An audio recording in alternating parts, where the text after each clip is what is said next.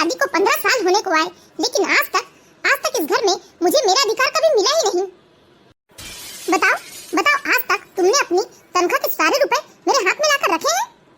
तुम्हें हमारे भविष्य की चिंता है या नहीं? अरे दो बच्चे हैं हमारे, उनका भविष्य देखना है हमें, लेकिन नहीं, तुम्हें तो जरा भी चिंता नहीं है।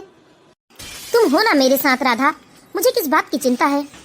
बस एक ही डायलॉग मारते हो। अरे 15 साल से यही डायलॉग सुनते आ रही हूँ। देखो ये डायलॉग बाजी बंद करो, और अब तुम्हारी माँ ना बहुत बुरी हो चुकी है, उनके हाथ में रुपए देने की कोई जरूरत नहीं है। वैसे भी हम उनका खर्चा उठा रहे हैं, यही काफी है। वैसे भी तुमने अपनी माँ का ठेका अकेले नहीं ले रखा है। अरे तुम्हारे भाई भी तो है ना, वह क्यों नहीं ले जाते हैं माँ को? क्या इस माँ ने अकेले तुम्हें ही जन्म दिया है?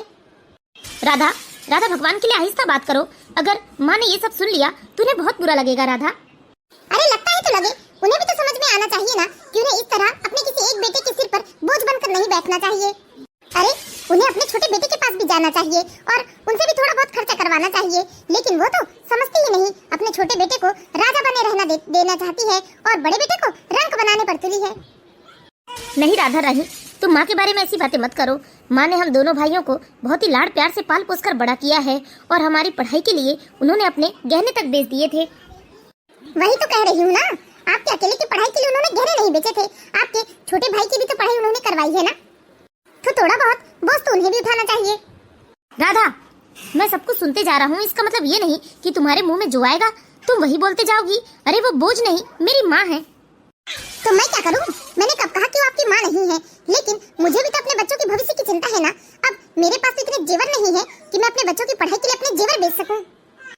और पहले की बात अलग है, पहले की पढ़ाई तोला सोना बेचो तो शुरू से आखिरी तक बच्चों की पढ़ाई भी खत्म हो जाती थी, लेकिन अभी तो एक कक्षा में कम से कम बच्चों को 1 लाख रुपए लगते हैं।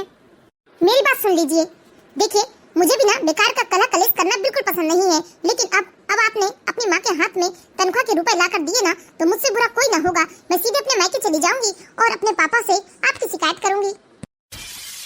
राधा समझने की कोशिश करो, मैंने शुरू से माँ के ही हाथ में अपने रुपए दिए हैं। पहले की बात अलग थी, लेकिन अब मैंने भी तो इस घर की जिम्मेदारी उठा रखी है ना अपने कंधों पर, तो तनख्वाह के सारे रुपए मेरे ही हाथ में होना चाहिए। राधा समझने की कोशिश तो करो। मैंने एक बार जो कह दिया सो कह दिया। हे भगवान, इस औरत का क्या करूं मैं? अरे राधा समझने की कोशिश क्यों नहीं करती? मुझे सुकून मिलता है कि मैं अपने तनख्वाह के सारे रुपए माँ के हाथ में लाकर देता हूँ। वैसे भी माँ कभी उन रुपयों का उपयोग नहीं करती है, वह तो सारे पैसे बाद में राधा को ही लौटा देती है। लेकिन राधा को समझ में क्यों नहीं आता, क्या माँ की खुशी के लिए मैं इतना भी नहीं कर सकता? केतन बेटा। अरे माँ, क्या हुआ माँ? बेटा कई दिनों से मुझे प्रमोद की याद आ रही है। मैं सोच रही थी कि कुछ दिनों के लिए मैं प्रमोद के घर जाकर रह लेती। लेकिन माँ, वहाँ जाने की क्या जरूरत है? आप यही रहिए ना मेरे पास। आप मेरे पास रहती हैं तो मेरी हिम्मत बंधी रहती है। हे भगवान, कहीं माँ ने राधा की सारी बातें सुन तो नहीं ली? नहीं माँ, आप नहीं जाएंगी प्रमोद के पास। बेटा एक बात कहूँ मैं तुमसे? बेटा मैं अपने आप को ना दुनिया की सबसे खुशनसीब माँ मानती हूँ, क्योंकि मैं जानती हूँ कि मेरा बेटा मुझसे बहुत प्यार करता है और वह किसी भी तरह अपनी माँ को कभी दुखी नहीं देख सकता है। लेकिन बेटा कितना छुपाएगा बेटा, मैं इसी घर में रहती हूँ, सब कुछ अपने कानों से सुनती हूँ, आंखों से देखती हूँ। बेटा देखो, अब तुम मेरी चिंता छोड़ दो और तुम बस बहू को खुश रखो। मेरी जिंदगी का क्या है बेटा, मैंने तो अपनी जिंदगी की अपनी सारी उम्र बहुत हंसी खुशी से जिया है, लेकिन अभी तुम लोगों की जिंदगी शुरू हुई है बेटा। नहीं माँ, ऐसा मत कहिए माँ। मैं तो चाहता हूँ कि पूरी जिंदगी मेरी माँ मेरी आंखों के सामने रहे। बेटा तू इस वक्त बहू की खुशियों के बारे में सोच, मैं तो वैसे ही बहुत खुश हूँ। देखो बेटा, अगले महीने जब तुम्हें तनख्वाह मिलेगी ना, तो तुम तनख्वाह के रुपए राधा के हाथ में रख देना। लेकिन माँ, आपको याद है ना मैंने क्या कहा था कि अगर मुझे नौकरी लगेगी तो मैं अपनी तनख्वाह के सारे रुपए हमेशा अपनी माँ के ही हाथ में लाकर रखूंगा। मैं कैसे वो वादा भूल सकता हूँ माँ? बेटा समय के साथ कुछ चीजों को भूलना ही पड़ता है, और यदि तू मेरे हाथ में तनख्वाह लाकर नहीं देगा तो इसमें क्या ही बिगड़ जाएगा बेटा। वैसे भी मैं तनख्वाह के सारे रुपए तो बाद में राधा के ही हाथ में दे देती हूँ, लेकिन राधा तुम्हारे हाथ से लेना चाहती है तो तुम बस इतना ही कर दो बेटा कि राधा के हाथ में लाकर दे देना। ठीक है माँ, मैं अगले महीने ऐसा ही करूँगा। प्रमोद और केतन दोनों ही कमला जी के बेटे हैं। कमला जी ने अपने दोनों बेटों को बहुत ही लाड प्यार और बहुत ही मुसीबत काट कर पाल पोस कर पढ़ाया लिखाया। क्योंकि कमला जी के पति का स्वर्गवास जब केतन और प्रमोद महज 7 और 9 साल के थे तभी उनका स्वर्गवास हो गया था। इसीलिए बेचारी कमला जी बहुत अकेले हो गई थी और उन्होंने अपने बच्चों को पढ़ाने के लिए जीवन में बहुत संघर्ष किया। कमला जी के छोटे बेटे प्रमोद की नौकरी शहर में थी, इसीलिए वह अपनी पत्नी और बच्चों के साथ शहर में ही रहता था और इधर प्रमोद गांव में रहता था और प्रमोद के साथ प्रमोद की माँ कमला जी भी रहती थी। लेकिन प्रमोद की पत्नी राधा कमला जी को जरा भी पसंद नहीं करती थी। राधा चाहती थी कि केतन भी प्रमोद की तरह अपनी माँ से दूर रहे और वह लोग खुशी खुशी जिंदगी बिताए। राधा कमला जी को जरा भी पसंद नहीं करती थी। राधा को लगता था कि कमला जी उनकी खुशहाल जिंदगी के बीच में एक बाधा है। राधा कमला जी को एक बोझ से ज्यादा और कुछ नहीं समझती थी। माँ माँ विपुल, क्या हुआ बेटा? माँ, पापा ने बताया कि आज चाचा चाची आने वाले हैं। अच्छा, तेरे चाचा चाची को क्या काम पड़ गया जो अचानक आ रहे हैं? पता नहीं माँ, बस पापा बता रहे थे कि चाचू का फोन आया था, वह बता रहे थे कि वो आने वाले हैं। अरे आ ही रहे हैं तो कम से कम वो आकर यहाँ हमारा एक बोझ कम कर दे। माँ, आप बार बार ऐसा क्यों कहती हैं? दादी कोई बोझ नहीं है माँ। तू चुप कर, तुझे क्या समझ में आता है? तू जाकर स्कूल के लिए तैयार हो जा। अब आपको क्या हुआ? आप यहाँ खड़े होकर क्यों गंगा जमुना बहा रही हैं? बहू, मैं खुद ही प्रमोद के साथ चली जाऊंगी, लेकिन मैं तुझसे विनती करती हूँ कि मेरे पोते के सामने बार बार मुझे बोझ मत कहा कर। मैंने कोई आपको नहीं कहा, आपका नाम लेकर नहीं कहा। पर एक बात समझ में नहीं आता, कह भी दिया तो कौन सा गलत कह दिया मैंने? बहू, एक बात जिंदगी में हमेशा याद रखना कि हर समय एक जैसा नहीं होता, हर किसी का समय बदलता है। मैं नहीं चाहती कि तेरी इन बातों का प्रभाव तेरे बच्चों पर पड़े, कि क्या पता कल को वही बच्चे बड़े होकर तेरे साथ कुछ ऐसा ही व्यवहार करें। इसलिए मैं नहीं चाहती कि तेरा बुढ़ापा खराब हो बहू।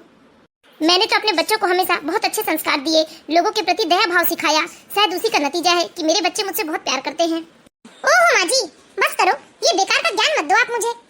मैं जानती हूँ कि मैं अपने बच्चों को क्या संस्कार दे रही हूँ, और ये ना संस्कार वाला पाठ तो आप मुझे मत ही पढ़ाइएगा। कम से कम मैं किसी के सिर पर बोझ बनकर तो नहीं बैठती। सच में बहू, भगवान करे कि तू कभी किसी के ऊपर बोझ न बने। इस तरह कमला जी रोते हुए वहाँ से अपने कमरे में चली जाती है।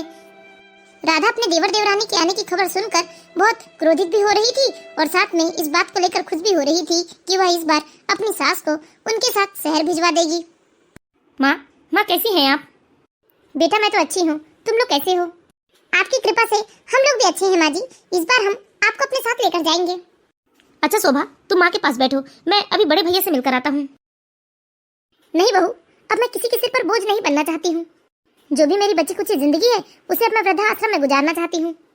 माँ जी, ये कैसी बात कर रही हैं आप? अरे आपके दो बेटे हैं और दोनों बेटे अपने अपने घर परिवार में बहुत संपन्न और खुश हैं। भला वो लोग अपनी माँ को वृद्धाश्रम में क्यों रखेंगे? आप हमारे साथ चल के रहिए। नहीं बहू, नहीं आना चाहती मैं। माँ जी, क्या हुआ? कोई बात है क्या? आप किसी बात को लेकर परेशान हैं? क्या यहाँ सब कुछ ठीक तो है ना माँ जी? आपको किसी प्रकार की कोई तकलीफ तो नहीं है? आप इतनी उदासीन बातें क्यों कर रही हैं? क्या दीदी ने आपसे कुछ कहा माँ जी? हाँ, दीदी के सिर पर तो सिंग लगे हुए हैं ना। दीदी तो सबको सिंग मारते रहती है। क्यों सुधा, तुम यही जासूसी करने आई हो यहाँ पर कि मैं माँ जी से कुछ कहती हूँ या नहीं, या माँ जी को कितना परेशान करती हूँ? दूर से ये सब हालचाल लेना और ये सब बातें करना ना बहुत सरल होता है। अगर इतनी ही चिंता है तो तुम्हें माँ जी की, तो तुम अपने साथ लेकर क्यों नहीं जाती हो, या फिर यहाँ यही निगरानी करने आती हो कि मैं माँ जी को कैसे रखती हूँ, उनके साथ प्यार से रहती हूँ या नहीं? तुम तो ऐसे पूछ रही हो, ऐसे ताक झाक कर रही हो मेरे घर का, जैसे मैं इन्हें बहुत परेशान करती हूँ या इन मेरे सिर के सिंग इन्हें गड़ाते रहती हूँ। नहीं दीदी, आप गलत समझ रही हैं। मेरा मतलब वो नहीं था। मैं तो माँ जी की उदासी का कारण पूछ रही थी, बस इसीलिए मैंने ऐसे ही कह दिया। अच्छा, ऐसे ही कह दिया? क्या मतलब ऐसे ही कह दिया? तुमने ऐसा क्यों कहा कि दीदी तुमसे कुछ कहती है या दीदी ने कुछ कहा? अरे मैं क्यों इनसे कुछ कहूंगी? मैं तो इतने साल से झेल ही रही हूँ ना इन्हें। लेकिन आज तक मैंने उफ नहीं किया। और तुम लोगों का क्या है? तुम महीने 4 महीने, साल 4 साल में एक दो बार आते हो और आके बस यूं ही हालचाल लेकर चले जाते हो। और मैं इन्हें झेल रही हूँ सालों से, उसका क्या? ऐसा मत कहिए दीदी, माँ जी कोई बोझ नहीं है जिसे आप झेल रही हैं। अच्छा, बोझ नहीं है तो सुधा अपने साथ लेकर जाओ ना माँ जी को, और तुम ही कर लो कुछ साल सेवा। मैंने तो बहुत पुण्य कमा लिया, थोड़ा बहुत पुण्य तुम भी कमा लो। दीदी, ये क्या कुछ भी बोले जा रही हैं आप? अरे माँ जी कोई बोझ नहीं है। और रही बात माँ जी को लेकर जाने की, तो हम जब भी यहाँ आते थे ना तो माँ जी को ले जाने की बात करते थे, लेकिन बड़े भैया ने हमेशा मना कर दिया। उन्होंने कहा कि वो माँ को अपने साथ रखना चाहते हैं। अच्छा, उन्होंने कहा और तुमने मान लिया? इस बार भी ये यही कहेंगे तो इस बार भी तुम लोग मान लेना, तुम्हारे पास तो अच्छा ही बहाना है। दीदी, ये कोई बहाना नहीं है, हम सच में माँ जी को अपने साथ लेकर जाना चाहते हैं। दीदी, हमने तो माँ जी को हमेशा देवी तुल्य समझा है। अगर माँ का साया जिस बच्चे के सिर पर रहे ना, वह बच्चा जिंदगी में कभी दुखी नहीं रहता। अच्छा, अगर ऐसी बात है तो तुम अपने जीवन के सारे दुख खत्म करो ना और माँ जी को अपने साथ लेकर जाओ। मैं तो इनके होते हुए भी हर रोज रोते हुए बिताई हूँ। अरे मुझसे पूछो क्या क्या नहीं झेला है मैंने। अगर तुम्हारे साथ यह सब चीज होने लगी ना, तब तुम्हें समझ में आए। अरे मैं अपने पति की पत्नी हूँ और मुझे इस घर में 15-16 साल हो गए, लेकिन आज तक मेरे पति ने अपनी तनख्वाह के रुपए मेरे हाथ में नहीं लाकर रखा है। वो भी क्यों? क्योंकि वो हमेशा अपनी माँ को खुश रखना चाहते हैं। पत्नी को खुश रखना जैसे उनकी जिम्मेदारी है ही नहीं। और जब तुम्हारे साथ यह सब बातें होगी ना, तब तुम्हें समझ में आएगा कौन देवी तुल्य है और कौन बोझ है। समझी ना?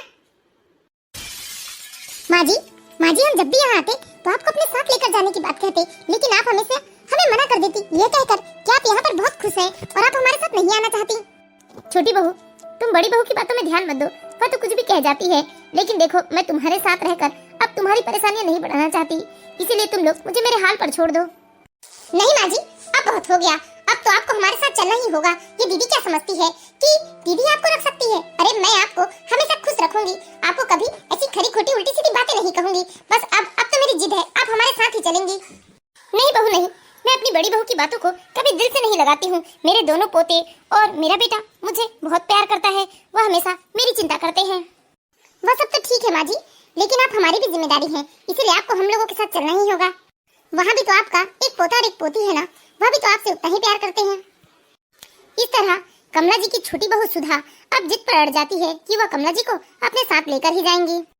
और कमला जी का बड़ा बेटा वह भी नहीं चाहता था कि माँ उससे दूर जाए, लेकिन वह माँ की मजबूरियों को देखते हुए खामोश रह जाता है और छोटा बेटा प्रमोद और सुधा कमला जी को अपने साथ लेकर चले जाते हैं। इस तरह धीरे धीरे 12 साल का समय बीत जाता है और इन 12 सालों में सुधा और केतन एक बार भी अपनी माँ को बड़े भाई के पास लेकर नहीं आते, बल्कि जब भी केतन को अपनी माँ की याद आती तो अपने छोटे भाई के यहाँ जाकर अपनी माँ से मिल लिया करता था।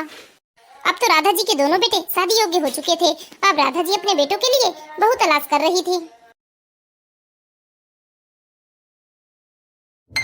बहू, ये तुम्हारा ही घर है, तुम यहाँ किसी चीज के लिए संकोच मत करना और किसी भी चीज की जरूरत हो तो हमें बताना। जी माँ जी।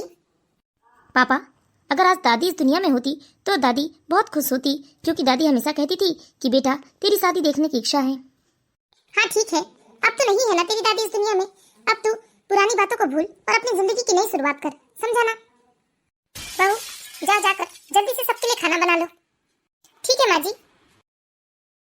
क्या विनय, नई शादी है तेरी, तेरी जिंदगी की नई शुरुआत है, तू अपनी जिंदगी के बारे में सोचना, क्या पुरानी बातें करते रहता है? माँ, भले ही दादी इस दुनिया में नहीं है, लेकिन मुझे हर पल दादी की याद आती है।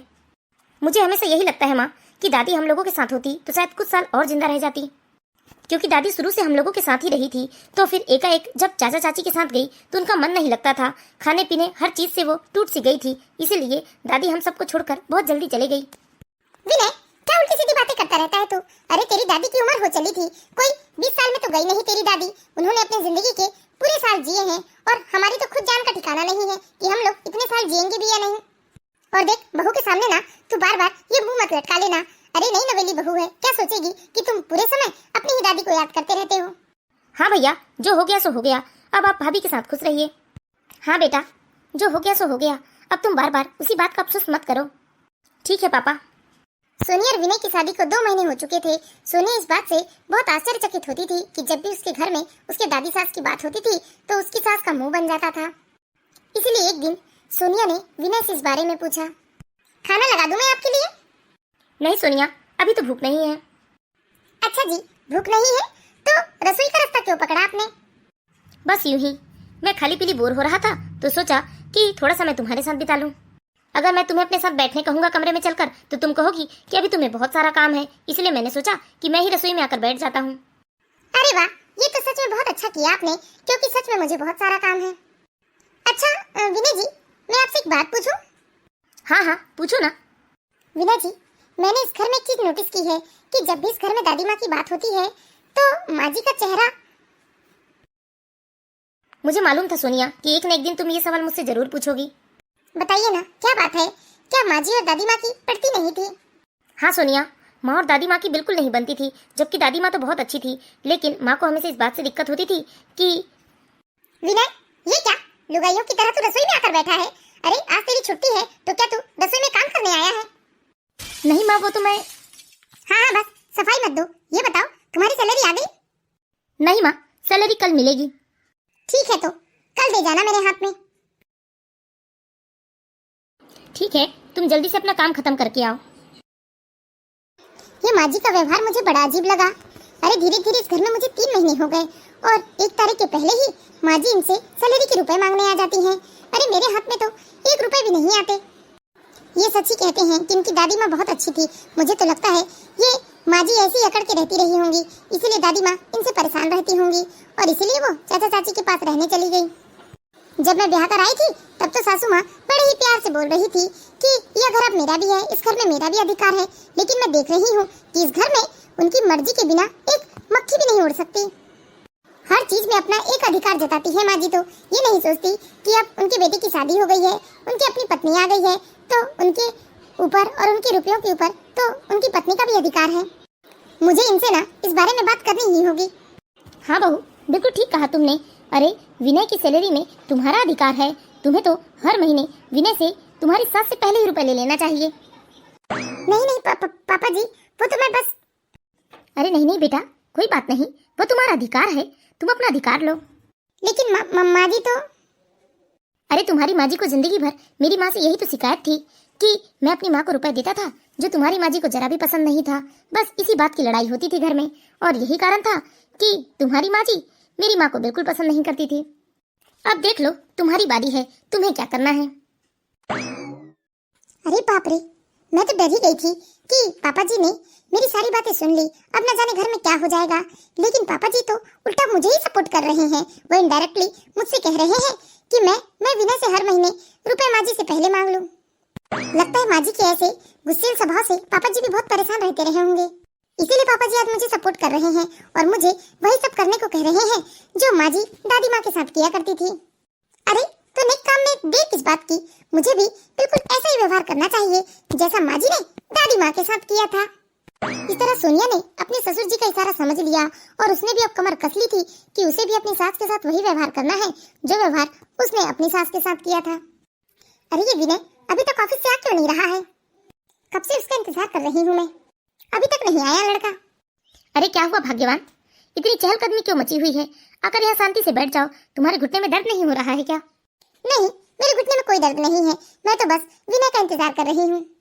ठीक है, लगी रहो। अरे विनय, आ गया बेटा तू, मैं कब से तेरा इंतजार कर रही थी। अरे आ गए जी आप, मैं कब से आपका इंतजार कर रही थी। चलिए ना जल्दी कमरे में, मैं आपको एक सरप्राइज देने वाली हूँ। चलिए जल्दी चलिए, ऐसे क्या देख रहे हैं आप? लाइए लाइए बैग दीजिए, बैग लेकर मैं जाती हूँ, आप जल्दी से कमरे में आइए। ये क्या बेटा, तूने बहू से मना नहीं किया?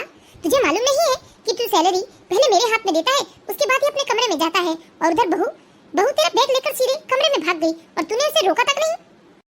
वो माँ सोनिया ने कुछ बोलने का मौका ही नहीं दिया ना, वो तो सीधे कमरे में भाग गई। अरे तब खड़े क्या हो तुम, जाओ कमरे में जाकर रुपए लेकर आओ और आकर मेरे हाथ में दो। तुम हमेशा यही करते आए हो ना। ठीक है माँ, मैं अभी रुपए लेकर आता हूँ। कल की आई है सोनिया, इसकी इतनी हिम्मत कि इसने मुझसे पहले मेरे बेटे से रुपए ले लिए सैलरी के, जबकि ये जानती है कि हर महीने रुपए मैं लिया करती हूँ। ये सब देखकर सोनिया की सास को बहुत गुस्सा आता है और वह गुस्से में आग बबूला होने लगती है।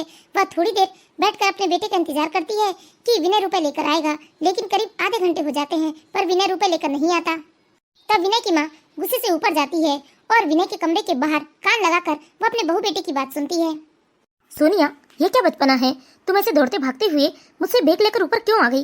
तुम जानती हो ना कि मैं अपनी सैलरी के रुपए माँ के हाथ में रखता हूँ। पहले की बात अलग थी, लेकिन अब आपकी शादी हो चुकी है और अब आपकी पत्नी है, तो रुपए तो अब आपकी पत्नी के हाथ में ही जाना चाहिए ना। वैसे भी तुम कमाते तो बहुत हो, लेकिन सब खर्च कर देते हो, कोई बजट बनाते ही नहीं हो। आखिर भविष्य की भी कोई चिंता है या नहीं आपको? अरे सोनिया, मेरे साथ तुम हो ना, फिर मुझे अपने भविष्य की चिंता क्यों होगी? रहने दीजिए, यही बातें बोलकर आप हमेशा टाल जाते हैं, लेकिन मुझे अपने भविष्य की चिंता है, मुझे बहुत फिक्र है, इसीलिए अब आपकी सैलरी के रुपए मेरे हाथ में आएंगे। लेकिन सोनिया, समझने की कोशिश करो, मैं पहले से ही माँ के हाथ में ही रुपए देते आया हूँ। देखो, माँ नाराज हो जाएगी। मैंने भी तो कहा ना, पहले की बात अलग थी, लेकिन अब आपकी शादी हो चुकी है और आपकी कमाई के पाई पर मेरा अधिकार है। मैं आपकी पत्नी हूँ, अर्धांगिनी हूँ, तो क्या मेरा कोई अधिकार नहीं होगा? प्लीज सोनिया, जिद मत करो, समझने की कोशिश करो ना। अरे आप हमेशा मुझे ही समझाते हैं, अब इस बार ना आप अपनी माँ को समझाइए, मैं तो रुपए नहीं दूंगी। नहीं सोनिया, माँ नाराज हो जाएगी, प्लीज समझो ना। तो एक काम करो, थोड़े रुपए तुम माँ के हाथ में रख दो जाकर, बाकी रुपए मैं ही संभाल कर रख लेती हूँ। लेकिन माँ को पता है कि मेरी सैलरी कितनी है। तो जाकर झूठ बोल दो उनसे, कह दो कि तुमने बाकी रुपए खुद ही खर्च कर लिया। सोनिया, मैं आज तक माँ से झूठ नहीं बोला हूँ, ऐसे एकदम से कैसे झूठ बोल दूं मैं उनसे। जाओ जाकर झूठ बोलो अपनी माँ से। नहीं, मैं झूठ नहीं बोल सकता। अरे मेरा जमीर गवाही नहीं देगा, मैं अपनी माँ से कैसे झूठ बोलूं।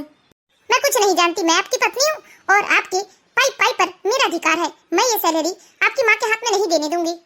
और जब एक बात बताइए, घर की सारी जिम्मेदारियां मेरी है, तो घर के खर्चों की जिम्मेदारी भी तो मेरी होना चाहिए ना। वैसे भी मुझे घर चलाने के लिए मेरे हाथ में कभी तो महीने के रुपए मिलते नहीं हैं, और मैं बेवकूफ नहीं हूँ जो बस घर में नौकरों की तरह काम ही करते रहूँ और अपने अधिकार से वंचित रहूँ। मुझे अपना अधिकार लेना बखूबी आता है। मैं माँ से जाकर क्या कहूँगा सोनिया, माँ बाहर मेरा इंतजार कर रही है। अरे मैं कौन सी नई बात कह रही हूँ जो आप इतना उदास हो रहे हैं। एक बात बताइए, क्या आपकी माँ ने आपके पापा से सैलरी के रुपए नहीं लिए रहे होंगे? क्या आपकी माँ सैलरी के रुपए आपकी दादी को देने देती थी? और माँ जी तो इस बात को बखूबी समझेंगी, क्योंकि उन्होंने पापा जी से सैलरी के रुपए अपने हाथ में लिए, दादी माँ को रुपए नहीं देने देती थी वो। बताओ क्या गलत कह रही हूँ मैं? आपने ही तो मुझे बताया था ना कि अक्सर माँ और दादी के बीच में इसी बात की अनबन रहती थी। तो फिर जैसे उस समय पापा जी की पत्नी माँ जी थी, उसी तरह अब आपकी पत्नी मैं हूँ, तो इसमें मेरा अधिकार है, आपकी माँ का नहीं। जाओ जाओ, बाहर जाओ और जाकर माँ जी को बता दो और उनकी गलतफहमियां दूर कर दो। वैसे तुम ठीक ही कह रही हो, माँ भी तो हमेशा दादी माँ से इसी बात से लड़ती थी, क्योंकि पापा दादी माँ के हाथ में पैसे देना चाहते थे, लेकिन माँ बिल्कुल ऐसा नहीं चाहती थी। इधर विनय की मम्मी सब कुछ खामोशी से दरवाजे के पीछे से सुन रही थी। ये सब सुनकर उन्हें बहुत दुख होता है और वह रोते हुए नीचे अपने पति के पास जाती है। अरे क्या हुआ भाग्यवान, तुम तो गुस्से से आग होकर गई थी, लेकिन रोते हुए नीचे क्यों आई हो? क्या बताऊं जी, लगता है अब हमारा बेटा हमारा ना रहा। अरे उस डायन ने हमारे बेटे को भड़काना शुरू कर दिया है। डायन ने? किस डायन की बात कर रही हो तुम? अरे मैं बहू की बात कर रही हूँ, वह हमारे बेटे को भड़का रही है। कहती है कि वह उसकी पत्नी है और उसके पाई पाई पर सिर्फ उसका अधिकार है, माँ का कोई अधिकार नहीं है। बताओ ये भला ये कोई बात है? मैंने विनय को 9 महीने अपने कोख में रखा, उसे जन्म दिया, इतनी सारी कठिनाई से ही मैंने उसे पाल पोस कर बड़ा किया, और वो कल क्या एक छोकरी कहती है कि माँ का कोई अधिकार नहीं है तुम्हारे रुपए में। अरे मुझे तो आश्चर्य तब हुआ जब विनय ने भी कह दिया कि हाँ वह रुपए अपनी माँ के हाथ में नहीं देगा। अरे हमारे सीधे साधे बेटे को उस डायन कुलक्षणी ने अपने बस में कर लिया, अब हमारा बेटा हमारा नहीं रहा जी। मैं यहाँ इतना परेशान हो रही हूँ और तुम बत्ती सी दिखा रहे हो। एक बात बताओ भाग्यवान, दुनिया की तक क्या तुम अकेली माँ हो जिसने अपने बच्चे को 9 महीने कोख में रखा और बड़ी कठिनाई सहकर पाल पोस कर बड़ा किया? कहना क्या चाहते हैं आप? आपको मालूम नहीं है जब विनय मेरे पेट में था तब मुझे कितनी तकलीफ, कितनी उल्टियाँ होती थी। अरे 9 महीने मैंने ढंग से खाना तक नहीं खाया था, और आज वही बेटा कहता है कि मेरी पत्नी सही है। अरे तो क्या गलत कह रहा है? सही तो कह रहा है ना। अब उसकी शादी हो गई है, उसकी पत्नी आ गई है, तो अब उसकी कमाई के रुपए में उसकी पत्नी का अधिकार है। अरे तुम कौन होती हो उससे रुपए मांगने वाली? जले में नमक छिड़क रहे हैं आप। अपने बेटे को समझाने की बजाय मुझे उल्टी सीधी बातें बोल रहे हो। दुनिया गोल है सुधा, हमारी करनी का फल हमें इसी जन्म में भुगतना होता है। क्यों भूल गई क्या? जब मैं अपनी माँ को सैलरी के रुपए देता था तब तो तुम ऐसे आग बबूला हो जाया करती थी, मेरी माँ को बड़ी बड़ी आंखें दिखाया करती थी। यहाँ तक इसी बात से तुम हमेशा मेरी माँ से बुरा व्यवहार करती थी। वो तो शुक्र मनाओ कि बहू तुम्हारे साथ कोई बुरा बर्ताव नहीं कर रही है, वह तो बस अपने पति के कमाई के रुपए पर अपना अधिकार जमा रही है। अगर तुमने माँ को ताने नहीं दिए होते, यहाँ से जाने के लिए मजबूर नहीं किया होता ना, तो माँ 8-10 साल और जीती। अरे रात गई बात गई, अभी ये क्यों नहीं देख रहे हैं कि नई नवेली लड़की हमारे बेटे को हमारे खिलाफ भड़का रही है, हमारे बेटे की कमाई पर सिर्फ अपना एक अधिकार जमा रही है। अच्छा, जब अपनी बारी आई तो रात गई बात गई, और जब बहू की बारी आई तो तुम कमर कस ली उससे लड़ने को। कुछ गलत नहीं कह रही है बहू, सच ही कह रही है। और हर पत्नी का अधिकार होता है अपने पति के कमाई पर, इसीलिए मैं बहू से कुछ नहीं कहूंगा और तुम भी अब कुछ नहीं कर सकती। इसीलिए अपने कर्मों की सजा ना तुम आराम से बैठकर भुगतो। अरे तुमने तो मेरी माँ के साथ इतना बुरा बर्ताव किया कि मुझे भी अपनी माँ से अपनी मर्जी से मिलने नहीं देती थी। वह तो मैं ऑफिस का बहाना बताकर या बाहर मीटिंग बताकर छुप कर अपनी माँ से मिलने जाया करता था और उनके हाथ में रुपए थमाया करता था। मैं अपनी आंखों के सामने इतना अपनी माँ को तड़पते हुए देखता था, लेकिन तुम्हारे डर की वजह से मैं कुछ नहीं कर पाता था, क्योंकि तुम मुझे धमकियां दिया करती थी कि अगर मैं तुम्हारी बात नहीं मानूंगी तो तुम हमारे दोनों बच्चों को लेकर हमेशा के लिए मैके चली जाओगी और मुझे अपने बच्चों से दूर कर दोगी। आज जो तुम्हारे ऊपर बीत रही है ना, यही सब कुछ मेरी माँ के ऊपर भी बीता, लेकिन मैं इतना मजबूर था कि चाहकर भी अपनी माँ के दुख को कम नहीं कर पाया। लेकिन अब तुम भुगतोगी, मेरी माँ की हाय लगेगी तुम्हें। नहीं जी, ऐसा मत कहिए। ना जाने मैं उस समय ये कैसे भूल गई थी कि बुढ़ापा मुझे भी आएगा और कल को मेरे बेटे की भी शादी होगी और मेरे घर में भी बहू आएगी। क्या पता यह व्यवहार मेरे साथ भी हो सकता है। उस समय तो मैंने यह कुछ भी नहीं सोचा जी। माँ जी, ये लीजिए आपके बेटे की कमाई के रुपए। नहीं बहू, इन रुपयों पर तुम्हारा अधिकार है, मेरा नहीं। यह तुम्हारे पति की कमाई के रुपए हैं। नहीं माँ जी, मुझे माफ कर देना। मैं आपका दिल नहीं दुखाना चाहती थी, लेकिन जब मुझे दादी माँ के बारे में पता चला ना तो बहुत दुख हुआ। बस मैं आपको इसी बात का एहसास करवाना चाहती थी कि जब अपने ऊपर ये सब बातें बीतती है तो हमको कैसा महसूस होता है।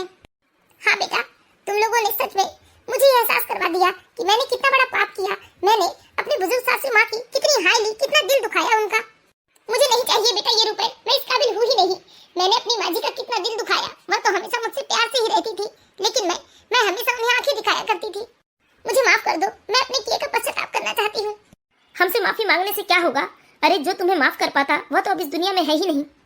पता नहीं इंसान यह कैसे भूल जाता है कि अपने कर्मों का हिसाब हमें इसी जन्म में देना है। अरे इंसान ना जाने यह बात कैसे भूल जाता है कि एक न एक दिन बुढ़ापा उसे भी आना है। वह जैसा व्यवहार अपने बुजुर्गों के साथ करेगा वैसा ही व्यवहार उनके साथ भी उनके बुढ़ापे में होगा। हाँ जी, सही कहा आपने। मैं तो यह भूल ही गई थी कि एक दिन बुढ़ापा मुझे भी आएगा। सही कहा आपने। मैंने जिनका दिल दुखाया है वही आज इस दुनिया में नहीं है। मैं तो इतनी अभागन हूँ कि मुझे अपने किए के पश्चाताप करने की भी मोहलत नहीं मिली। मैंने तो गलती की, लेकिन मैं आप सभी लोगों से विनती करती हूँ कि मेरी तरह गलती आप लोग प्लीज मत कीजिएगा। अपने बड़े बुजुर्गों के साथ बहुत अच्छा व्यवहार कीजिएगा। इस तरह सोनिया ने अपनी सास को एक अच्छा खासा सबक सिखा दिया। तो हम आशा करते हैं दोस्तों आप लोगों को कहानी जरूर पसंद आई होगी। कहानी अच्छी लगी हो तो प्लीज इस वीडियो को लाइक कीजिए और इसी तरह की मोरल स्टोरीज देखते रहने के लिए हमारे चैनल को सब्सक्राइब करें।